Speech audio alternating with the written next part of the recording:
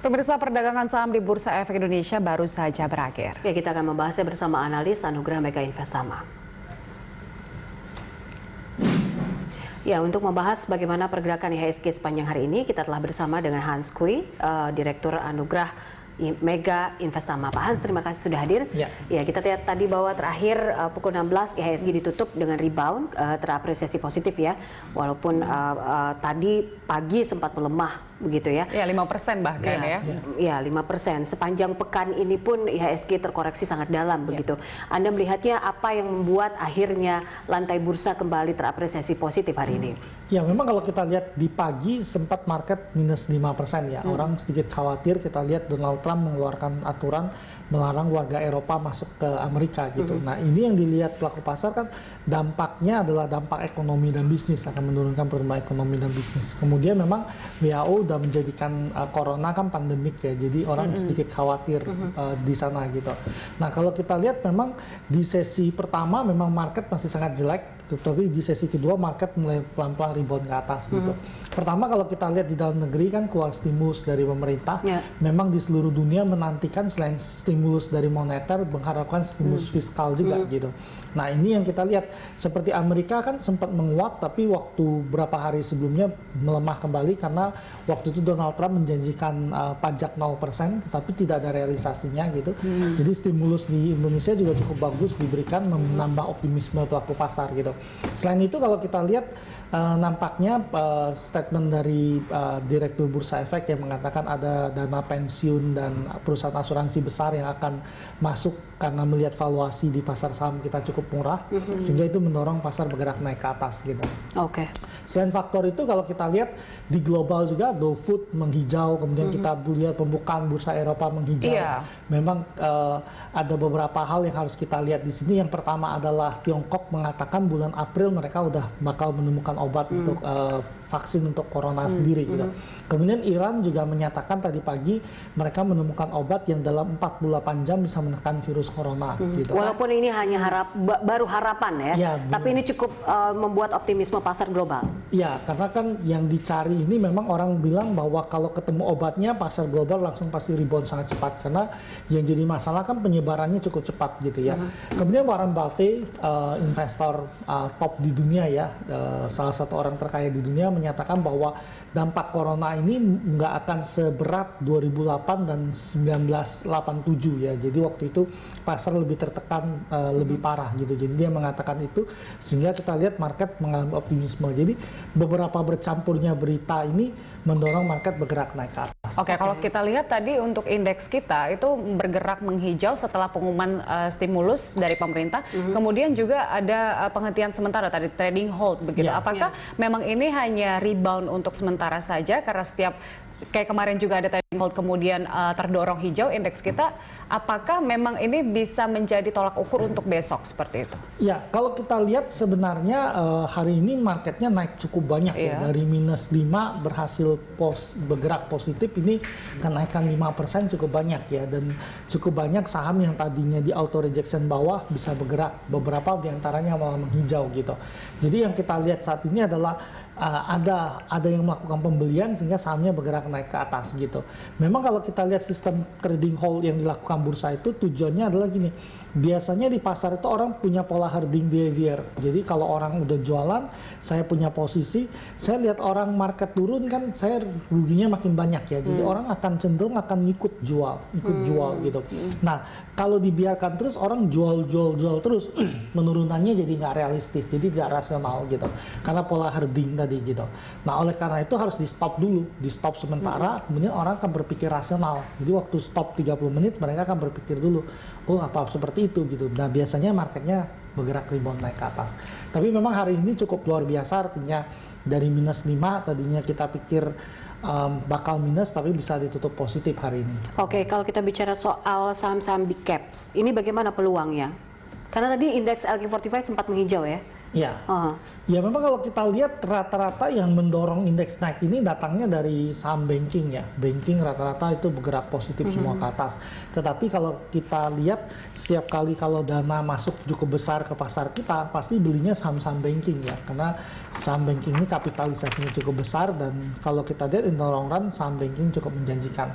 Kemudian kalau kita lihat consumer good juga menghijau ya, kayak gitu. Tapi memang saham-saham tertentu di consumer good, Indofood, Unilever, ICBP ini yang cukup besar-besar rata-rata menghijau gitu. Kemudian kalau kita lihat yang lain lagi, konstruksi ada beberapa yang menghijau ya. Wika dari auto rejection bawah berhasil hijau sama PTPP ya. Ini cukup luar biasa di pasar kita. Oke, dengan ada beberapa yang sudah mulai menghijau, tapi dalam posisi harga yang masih rendah, bisa dibilang seperti itu, investor sebaiknya melakukan apa saat ini? Ya memang pertama investor jangan panik ya terhadap pasar, artinya ini terjadi global, seluruh dunia mengalami hal yang sama gitu. Kalau kita jual, semua jual, jadi marketnya turun ke bawah gitu. Orang yang pintar akan melihat valuasi yang bagus melakukan pembelian gitu. Jadi kalau investor punya horizon waktu lebih dari 1 tahun, ini waktu yang tepat harusnya akumulasi beli ya. Karena kalau kita lihat kan valuasi menjauh, harga pasar dan valuasi menjauh gitu. Nah kemudian kalau kita lihat otoritas juga membuka peluang untuk buyback saham ya. Jadi tujuannya adalah apa?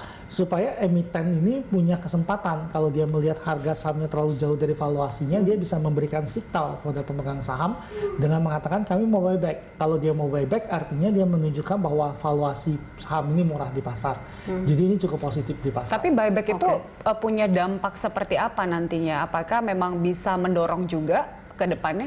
Ya, buyback itu pertama kalau kita lakukan di pasar yang terbuka kan menaikkan demand. Kalau demand meningkat, harga biasanya naik ke atas. Yang kedua, buyback itu menurunkan outstanding share. Outstanding share berkurang sehingga jumlah EPS-nya meningkat karena laba dibagi outstanding share yang turun, EPS-nya meningkat. Nah, EPS naik ini kan salah satu indikasi fundamental perusahaan ya. Jadi kalau EPS naik kan harga saham bisa naik. Yang ketiga yang paling kuat adalah signal yang diberikan gitu. Jadi manajemen perusahaan kan ngelola perusahaan, dia tahu persis nilai perusahaannya berapa. Ketika dia mengumumkan buyback, dia pasti tahu ini harga udah terlalu murah di sana. Kemudian kalau kita berangkat dari sejarah yang ada, tahun 2008 pernah buyback gitu emiten BUMN. Rata-rata waktu buyback itu harganya murah. Kemudian disimpan berapa tahun, mereka bisa simpan sampai 6 tahunan, itu pas dijual udah untung banyak gitu. Dan ini kembali lagi menguntungkan bagi pemegang saham ya. Jadi perusahaan yang beli murah, kemudian dijual dia dapat keuntungan. Jadi ada order income yang meningkat di sana. Jadi buyback ini sebenarnya strategi yang cukup bagus. Nah, otoritas tujuannya adalah memberikan keleluasaan ya. Jadi otoritas ini kan posisinya bukan menahan harga supaya nggak turun, tetapi berusaha supaya pasar ini berpikir rasional aja. Jadi kalau memang turun ya turun, tetapi jangan sampai terjadi kepanikan tidak rasional di pasar. Ini kan kalau bicara soal otoritas, misalnya ada trading hold begitu di 5%, kemudian ada auto reject di 7%, baru nanti protokol krisis dijalankan setelah 10% gitu.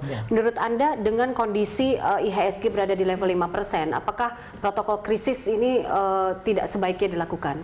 Ya, kalau kita lihat 5%, tadinya kan awalnya di 10% ya, baru di stop 30 menit. Dan kalau turun lagi 15%, baru di stop satu sesi gitu ya. Nah ini dinaikkan segera ke atas ke 5% gitu.